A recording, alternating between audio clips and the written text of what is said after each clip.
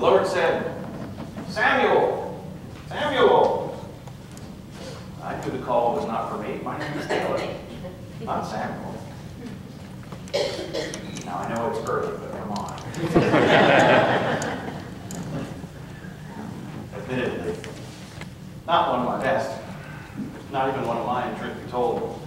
And I will have to say, that is one of my absolute favorite Bible stories. But you'll get the story of Samuel's call another time. Today, it's about Philip and Nathanael. About the calling of these disciples and how Jesus saw them, how Jesus sees us, and what do we do when we respond to that call.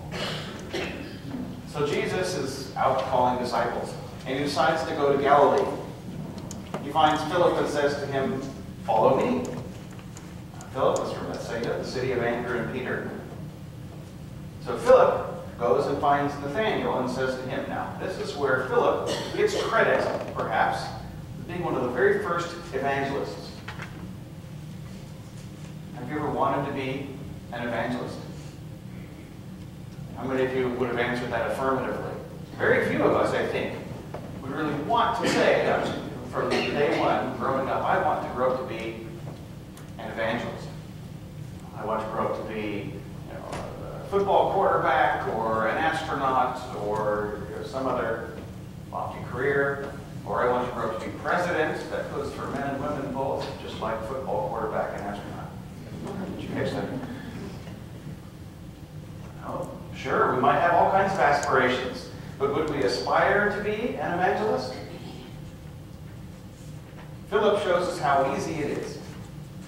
Philip says, we found him about whom Moses in the law and also the prophets wrote, Jesus, son of Joseph, from Nazareth.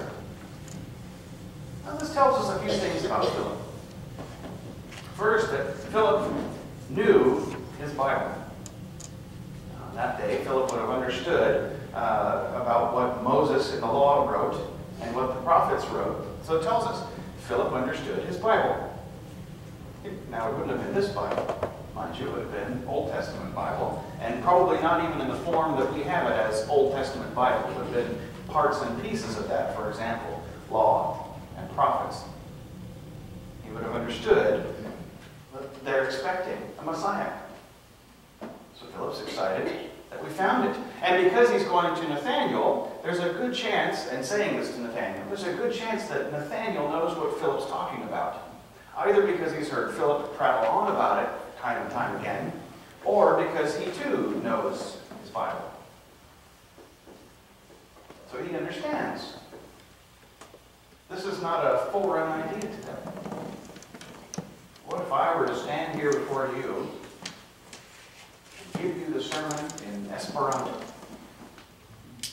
Not one of the more popular languages. I can't even really call it a foreign language because it doesn't have a country of origin. It was a language that was created to be an alternate language to English.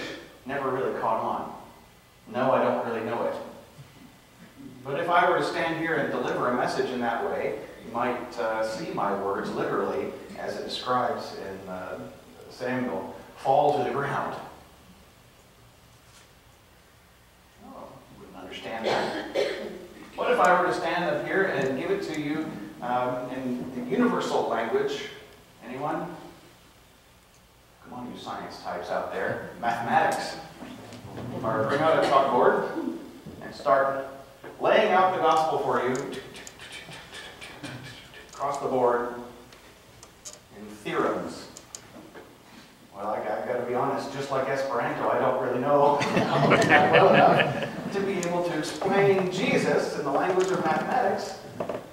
But I'm sure there are some math types who stay up late at night who might actually be believers thinking, how would you describe Jesus in mathematic terms? No, if I'm going to give you a word about God, it's going to be in a language that hopefully you can understand. Hopefully I'm not talking up here or way down here, but I'm landing it where it needs to land. That's hard to gauge and tough to know, but with time it comes. But at least I'm using, hopefully, words that you can hear and interpret, if not fully understand. Reminds me of that old Bill Conway sketch. Do you hear the words coming out of my mouth? As he's talking to his children who just don't seem to understand him. Have you ever felt that way? Trying to share a message when folks don't understand what you're saying? Only with Chris. Yeah, I think it's oftentimes a question of what we're ready to receive rather than what we're able to receive. More often than not, I think that's how misunderstandings happen. My wife and I will talk about any number of things, our kids, dinner, shopping, whatever. And if we have a misunderstanding, chances are it's because she's thinking about one aspect and I'm thinking about another. Did you pay for that bill yet? No, I haven't gone to the store. No, did you pay for the bill yet? No, I told you, I haven't had time to go to the store. But no, did you pay the bill? I'm telling you, I didn't have time to go to the store. And we're having the same conversation, but from two oblique angles, yeah? And eventually I'll say, what does going to the store have to do with this? Because I was going to go to the bank on the way to the store. That sounds familiar. That's how they understand. We just had that this morning, didn't we, Terry? Does that sound familiar to you? Either of you have had conversations like that in your household? Philip had come to Nathanael and described someone. Nathanael had no care. Nathanael would have said so. Philip said, we found him about whom Moses in the law and also the prophets wrote, Jesus, son of Joseph, from Nazareth. And out of all of that, what did Philip glom onto? What did he catch up onto? It's usually the last thing out of your mouth. Yeah, today was a good day at work. I got to go see this person I hadn't seen in a while, and I wasn't too busy, didn't get too many phone calls. And on the way home, I saw a guy with a purple beard. You saw a guy with a purple beard? I mean, you see, we say a few things, and then it's the last thing you glom onto. What does Nathanael catch? Can anything good come out of Nazareth? Boy, is that a loaded question or what? Yeah. It's like that TV commercial, the guy who's on the phone at 3 in the morning talking to his State Farm agent. And his wife he really is talking to a State Farm agent. His wife comes down the stairs and says, sure, what's your State Farm agent wearing? Takes the phone from him and talks to the State Farm agent. Sounds awful mannish. Well, that's because it's my State Farm agent. We expect one thing. We find out something's different. Nathanael obviously has some ideas about Nazareth. Maybe he's just joking. Maybe Nazareth was sort of the butt of people's jokes back then. We used to do that in Florida with a number of places. I could mention that Claudia might know. We used to call Eustis useless. Ocala, where I grew up, was Slocala, because nothing ever happened there. DeLand, where I went to school, was DeLand of DeLost. There were really all kinds of jokes you tell, and you just mention someplace. If I mention Palatka, what am I talking about? You remember that smell you get when you drive by Palatka? The paper mill. Yeah. That's right. There are places around here that I could mention that might give you the same kind of effect. You know what I'm talking about. So, Nathanael is curious. Well, who is this person? And Philip says, come and see. It's that simple. Come and see. There's evangelism in a nutshell. Come and see. Philip met the Lord. Philip told someone else about the Lord and invited them to come and see. So that's your criteria. If you want to be an evangelist, even if you've never wanted to be an evangelist, if at some point in your life you decide that you do want to change careers and go into that, here's your qualifications. You need to have met the Lord. You need to know where to find him, and you need to invite people to see him. That simple. Have you met the Lord? Have you met the Lord? I love looking at these old pictures in the Library of Congress website. Great, they're digitizing so many of their collections. And as someone who's modeling a particular era in history, in the 1920s, I need to look back and get inspiration from these old photos. And I found one, it was a sign in a field of corn stobs, where they'd been cut off and the shocks had already been carried away. It was just the stubs left on the ground. And there was this old sign, and it had a big arrow. I have to imagine that there was a church around the corner, because on the arrow was written, "Prepare to meet God." You've got to know where to find God. You have to have met him at some point and know where he is in order to bring people to him. But then the hard part comes. And it's only hard if we get in the way. It's easier if we let the Spirit help. But it's hard even then for our brains sometimes to catch on. And that is the work of translation. The work of connection. Again, if I started preaching to you in Esperanto, or trying to formalize God on a chalkboard, you might not catch that. It may be absolutely useless. But if I try my best to relate where you're at with God, then maybe, just maybe, if I get out of the way enough, the Holy Spirit will do the work of forging that connection. And then I can say, come and see. What do I mean by that? I'll give you two examples. Think of the last person you knew who died of cancer. Just about everybody in here, I think, could come up with someone. Or maybe someone you know who is undergoing treatment right now. There are great common points in which we can all touch. Boy, the snow is really thick out there and made the roads treacherous, yeah? Anybody else white knuckle it here on the way? Okay, so common points. Can work on those. One of my most beloved professors at seminary, Dr. Paul Harms. I gotta wonder if he was Enoch. We all wondered secretly if he was Enoch. You know why? Because Enoch never died. He was one of the two that got carried into heaven. Because not only was he my preaching professor, but he was my internship supervisor's preaching professor, and he was his supervisor's preaching professor. And he wasn't that young. Harms had been around a long time. And he caught me in the hallway. He was about to retire, so he kept on threatening. And he would grab you sometimes and interact with you. And you just knew when you saw him coming down the hallway that you were about to get harmed. Right? And he grabbed me and he pulled me close and he said, Galen, I want you to remember something. He took his bony finger and he stuck it right on my forehead.